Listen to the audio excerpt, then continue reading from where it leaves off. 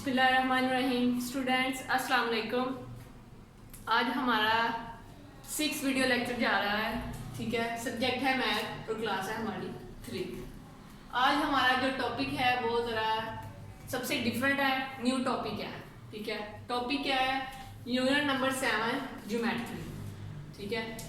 Page number है जी 183 से 191, ठीक है। ज्योमेट्री में क्या होता है? ज्योमेट्री में डिफरेंट चीज़ें आ जाती हैं, जिसमें आपकी डेफिनेशन आ जाती हैं, कुछ एग्जांपल्स उसके साथ, और साथ में आपकी आ जाती हैं मतलब कुछ फिगर्स ऐसी आ जाती हैं जो कि आपने ज्योमेट्री के साथ बनानी होती है। ज्योमेट्रिक बॉक्स, ठीक है, उसमें डिफरेंट इंस्ट्रूमेंट आ जाते हैं, ठीक है। अब हम जो यहाँ डिस्कस करेंगे, सबसे पहले हमें पता होना चाहिए डिफाइन अ लाइन, कि लाइन होती क्या है। जब हम कोई लाइन ड्रा करते हैं, लाइन तो हम ड्रा कर देते हैं, लेकिन हमें पता नहीं होता कि लाइन की बेसिक डेफिनेशन क्या है, ठीक है। आज मैं आपको बताऊंगी कि लाइन की बेसिक डेफिनेशन क्या है और लाइन बनती कैसे है। देखें, a line is a set of the point. Line हमारे पास क्या है? सेट है पॉइंट्स का, joining a straight path. Line आप जब भी लगाते हो आपको यही बताया जाता है कि लाइन हमेशा स्ट्रेट होनी चाहिए। स्ट्रेट मीन सीधी, ठीक है। ऑन बोथ साइड्स, दोनों साइड्स की तरफ से। जैसे ये एक लाइन है, ये लाइन ड्रॉ की गई है ना, एक साइड इसकी ये है, एक साइड इसकी ये है, लाइन स्ट्रेट है, ठीक है। अब उसने क्या कहा? A line is a set of the point. Line क्या है हमारे पास? पॉइंट्स का क्या है? सेट है। ज्वाइनिंग अ स्ट्रेट पाथ, जो कि ज्वाइन करता है स्ट्रेट पाथ को ऑन बोथ साइड, दोनों साइड की तरफ से, ठीक है। एक दफा फिर रिपीट कर रही हूँ कि लाइन हमारे पास क्या है? लाइन हमारे पास है set of the point joining a straight path. Set है पॉइंट्स का जो कि ज्वाइन करता है स्ट्रेट पाथ को ऑन बोथ साइड, दोनों साइड की तरफ से। A line has no end point. और ये बात याद रखें हमेशा कि लाइन का कोई एंड पॉइंट नहीं होता। मींस इसका क्या है?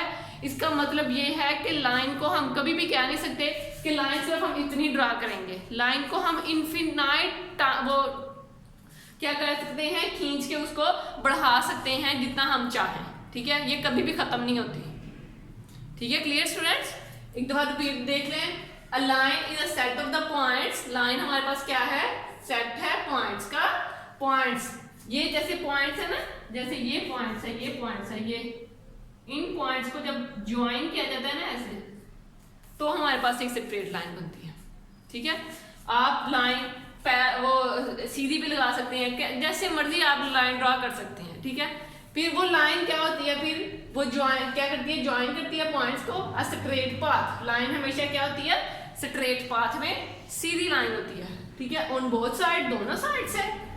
अ line has no end point. इसका और इसका कोई हमें नहीं पता कि ये एंड पॉइंट कहाँ जाके खत्म होने हैं, ठीक है। इसलिए हम इसको कहते हैं कि इसका कोई भी एंड पॉइंट नहीं है।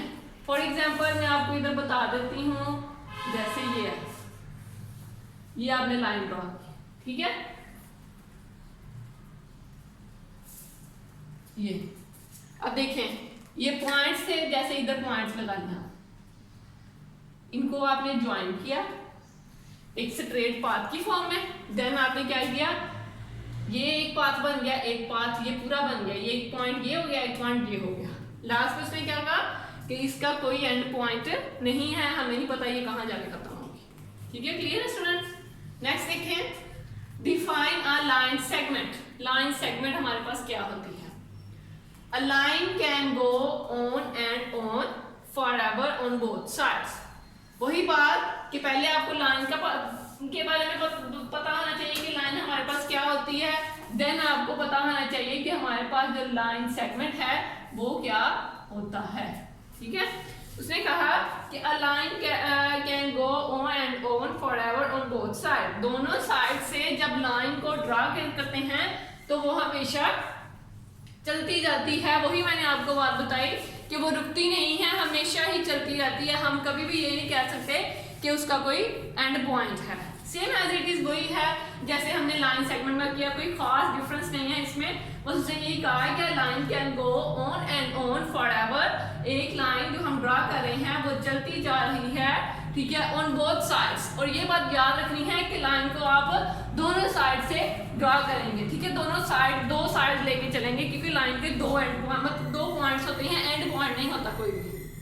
ठीक है, तो हम इसको क्या कहते हैं, ये हमारे पास है line segment. For example same as it is आपने लाइन ड्रॉ करनी है और ये हमारे पास आ गया लाइन सेगमेंट की एग्जांपल। ठीक है स्टूडेंट्स, नेक्स्ट देखें डिफाइन अ रे। रे क्या होती है, जब सूरज की शुआएं पड़ती हैं ना, रे कहती हैं शुआ को। जब सूरज की शुआएं पड़ती हैं ना, ठीक है, उसको क्या कहते हैं, रे। शुआ हमेशा सीधी भी हो सकती है, टेढ़ी भी हो सकती है और तिरछी भी हो सकती है, जैसे आप देखना चाहिए जैसे आपको सूरज की शुआएं मिलती हैं। ये रे क्या मैंने बताया आपको कि शुआ होती है, ठीक है, जैसे सूरज की शुआएं पड़ती हैं, ठीक है, वो तिरछी भी होती हैं, सीधी भी होती हैं, जैसे भी होती हैं, वो आप देख सकते हैं कि वो एक नेचुरल एग्जांपल है हमारे पास कि वो शुआ होती है। ठीक है, वो होती क्या है, a ray is similar to a line segment.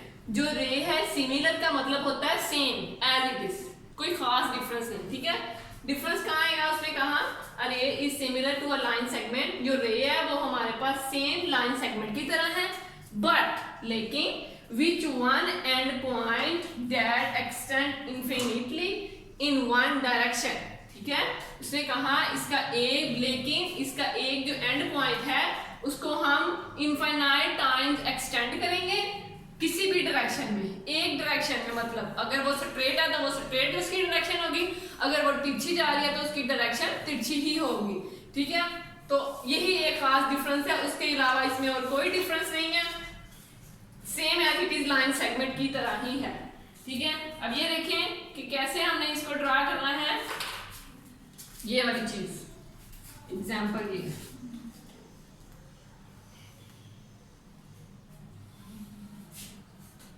कि same as it is line segment की तरह है, सिर्फ ये है कि हम जो इसका एक एंड पॉइंट है उसको हम इनफाइनाइट टाइम एक्सटेंड कर सकते हैं, सिर्फ एक एंड पॉइंट को, और एक ही डायरेक्शन में करना है आपने, मैनी डायरेक्शन में नहीं करना।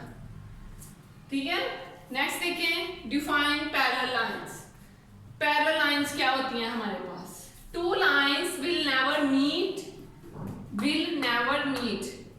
जो नेवर मीट का मतलब है जो कभी भी मिल नहीं सकती। ठीक है, जैसे फॉर एग्जांपल दो लाइंस आप ड्रा करते हो ऐसे, इस पॉइंट पे आके मिल गई, ठीक है, इस पॉइंट पे आके मिल गई, ठीक है, ये दो लाइंस आके मिल गई, ठीक है।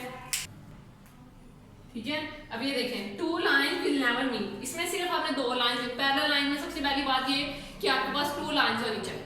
सेकंड कंडीशन उसकी क्या है, विल नेवर मीट, वो कभी भी एक दूसरे के साथ मिलनी नहीं चाहिए।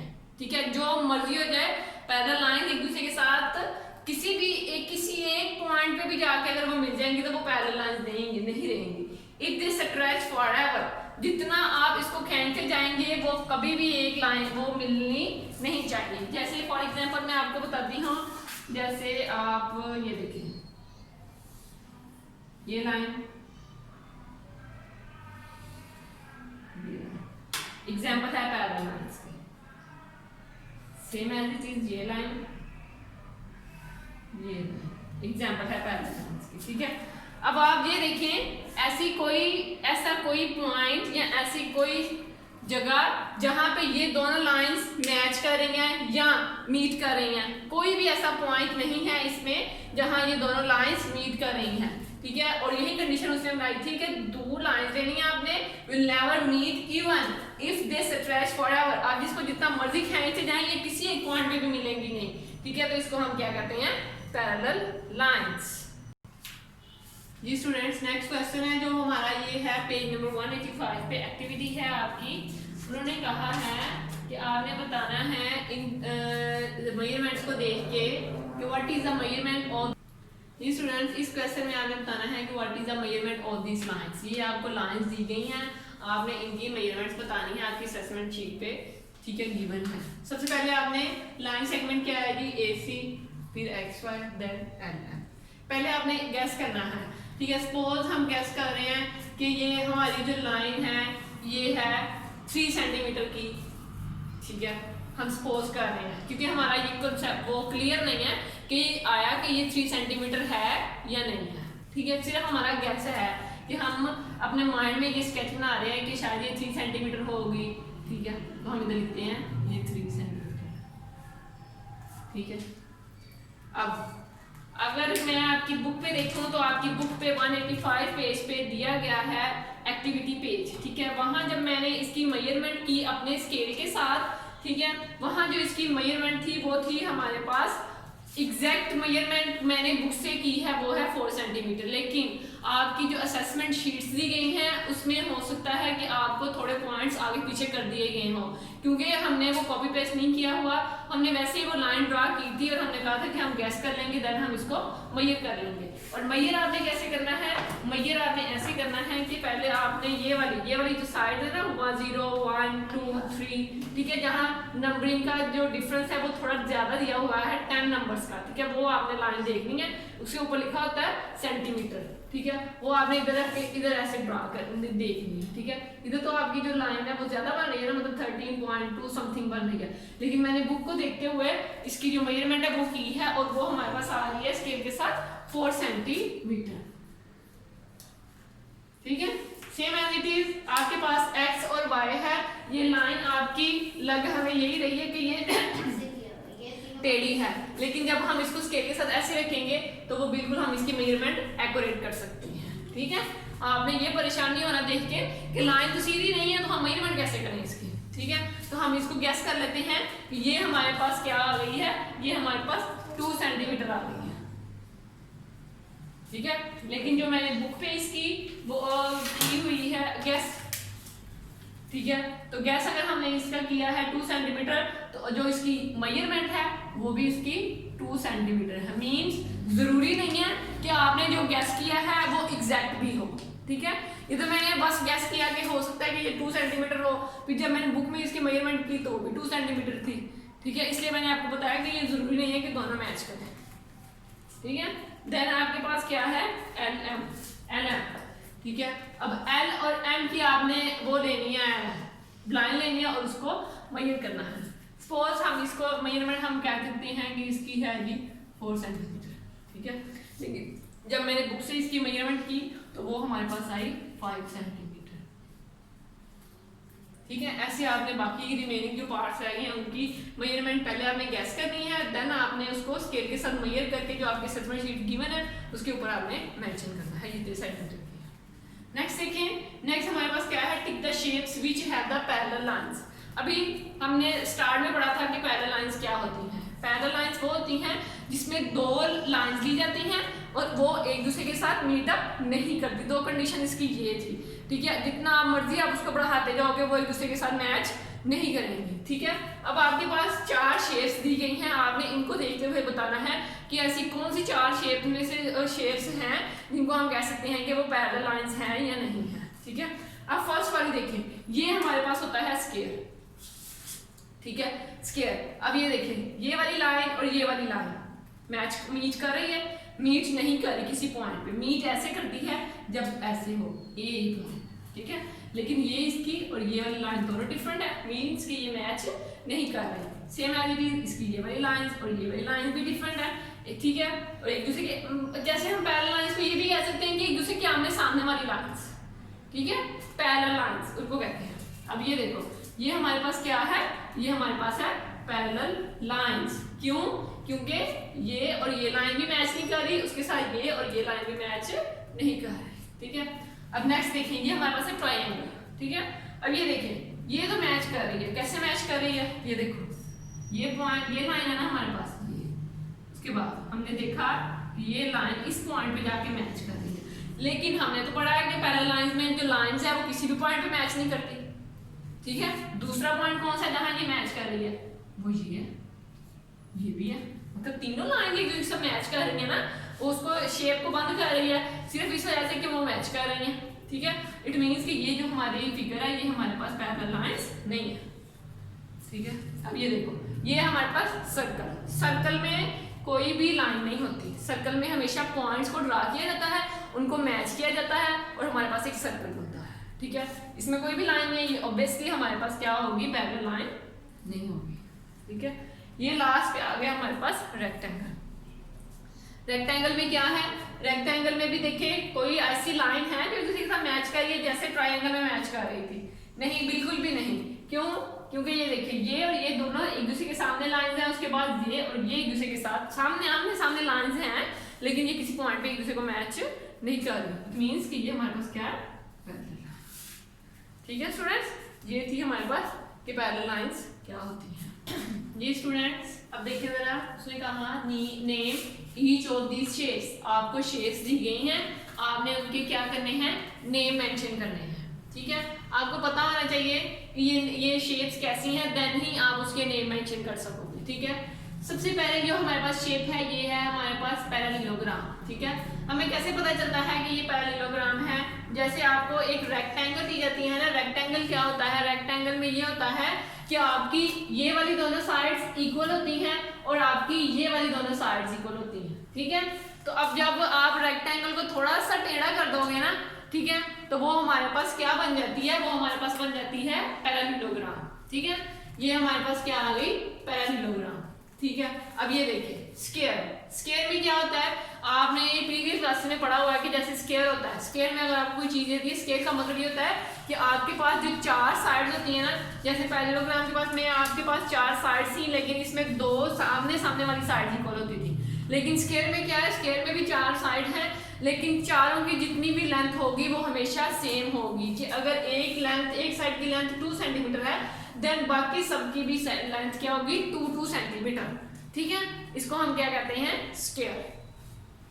देन ट्राइएंगल, जैसे ट्राई का मतलब होता है 3, ठीक है, एंगल का मतलब होता है कि उसमें बनने वाला जो एंगल होता है। ठीक है, ट्राइएंगल का मतलब होता है कि एक जो शेप दी गई है उसमें बनने वाले एंगल्स हैं वो 3 हैं और उनकी साइड्स भी क्या होती हैं, 3 होती हैं।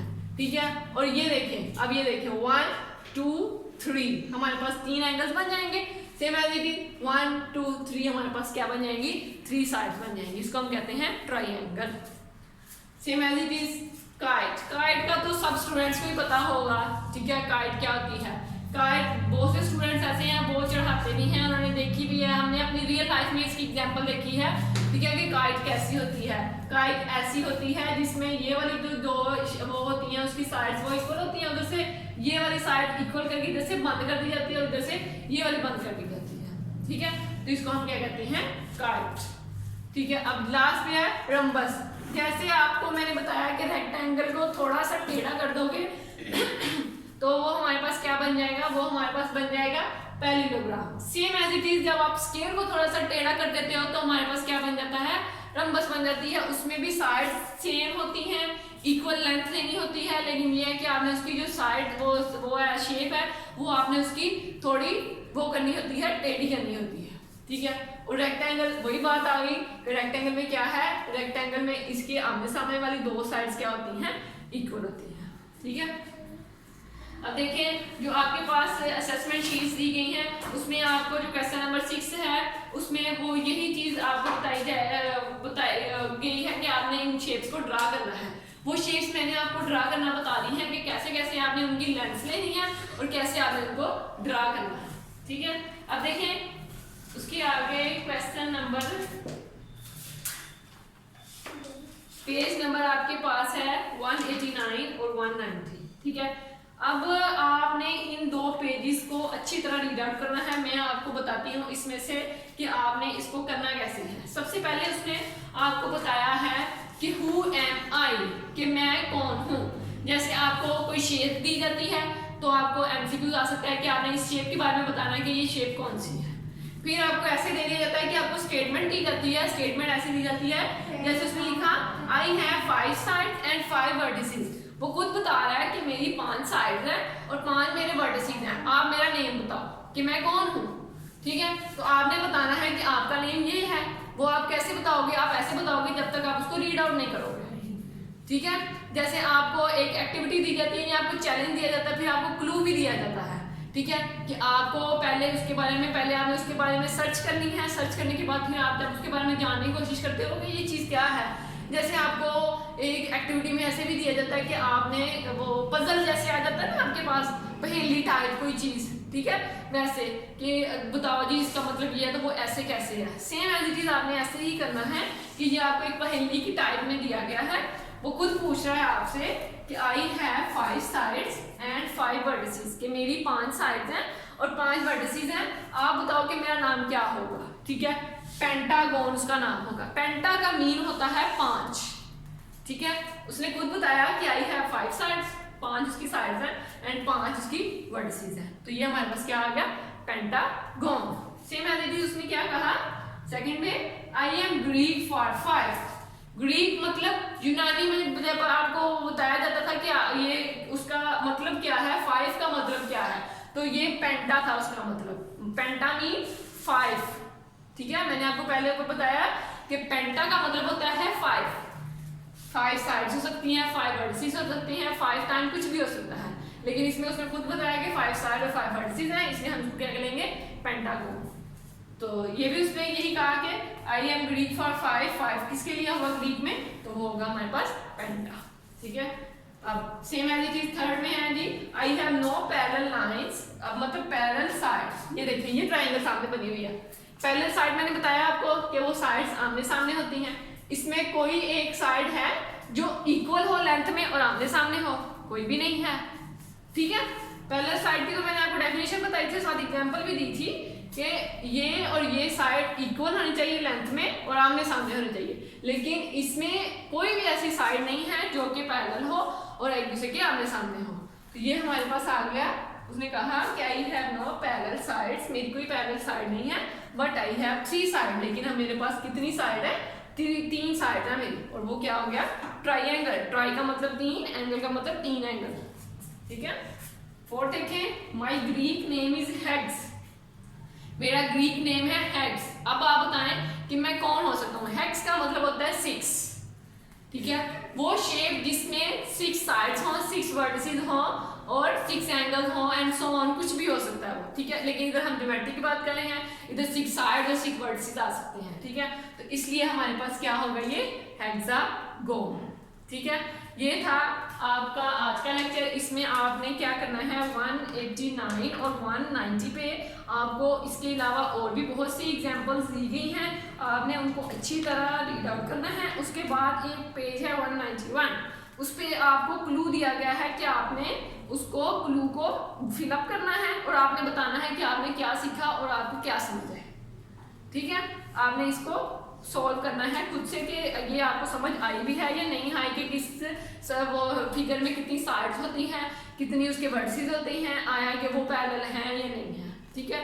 ये था आज का हमारा लेक्चर और ये लास्ट टॉपिक था हमारा लेक्चर नंबर 6 का, ठीक है स्टूडेंट। इसको अच्छी तरह समझें और फिर इसको असेसमेंट शीट पे सॉल्व करने की कोशिश करें, ठीक है स्टूडेंट्स। अल्लाह हाफिज़, फी अमान अल्लाह।